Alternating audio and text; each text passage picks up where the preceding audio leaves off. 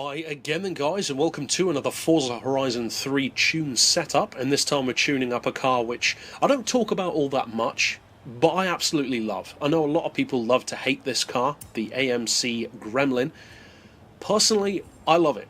I think it's an awesome little car. It's one of the relatively few vehicles which can genuinely be said to be both a muscle car and a hatchback at the same time.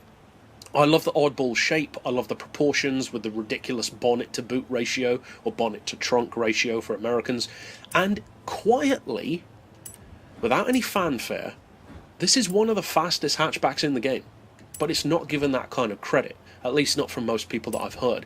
Now as far as the engine, it's one of the relatively few cars to go up to the Viper V10, but then not up to the V12. I know some people will be happy about that because they get sick of seeing these cars with V12s, but that extra 300 horsepower roughly could come in quite handy for a car as small as this one. That being said, the Viper engine is certainly not a bad option. I'd also recommend all-wheel drive to get the power down more efficiently, and of course you want the twin turbo to get the best power and torque out of it. As far as the rest, the visuals are down to you of course, although I would never recommend the front or rear racing wing for a tune like this. And apart from that, just fit all of your racing parts. Essentially your tyres, brakes, suspension, all that kind of good stuff.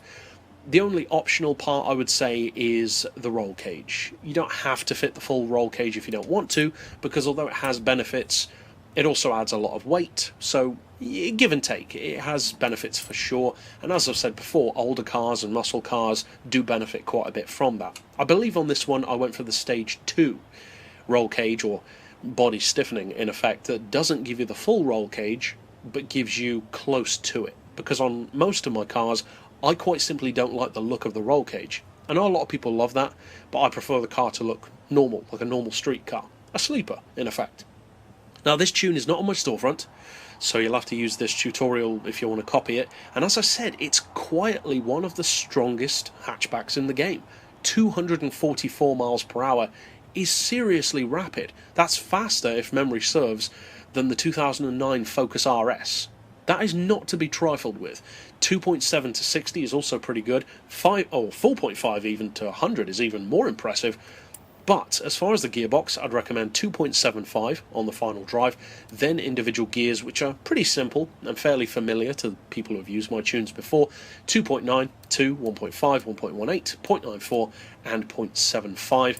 For alignment, we've got, of course, neutral camber, neutral toe, 4 degrees of caster, anti-roll on 32 and 20, springs on 185, 157, and I've opted for stock ride height. You could lower it or raise it, either way it doesn't have a huge effect on straight line performance, and sometimes raising it, in particular on a muscle car, can actually help. Having that extra suspension travel can help a lot with your launch off the line. It stops the car from bottoming out, but again, you don't have to do that. As far as dampers, we've got those on 16, 13, 7 and 6.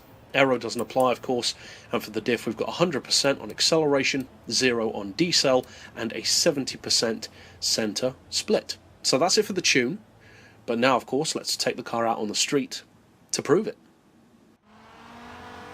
Now I'm very happy to report that this is one of those cars which not just meets the benchmark, but can definitely go beyond it, because when you get this thing downhill in particular, as you can see from this replay, you can even get 247 out of it, and I have no doubt, thanks to the gearing and also the power that it's got behind it, that if you can get some slipstream, because let's face it, the aerodynamics aren't that good on this car, you could get it to go even higher for sure. So overall it has no trouble whatsoever hitting that speed and going beyond it, and the handling is, I would say, more inclined to being fun rather than fast. Certainly not as fast as possible through corners, so if you want it to be a bit better, you could drop the centre split to closer to 60 for instance, to get more control and more power to the front end, and of course you could lower it, stiffen it up a bit if you do find it to be a bit too wallowy. Personally, I prefer to use this car to have fast fun, like for getting skill points, that kind of thing, so it all depends what you want to use the vehicle for. But overall, if you do use the tune, I hope you have a huge amount of fun with it. I certainly do.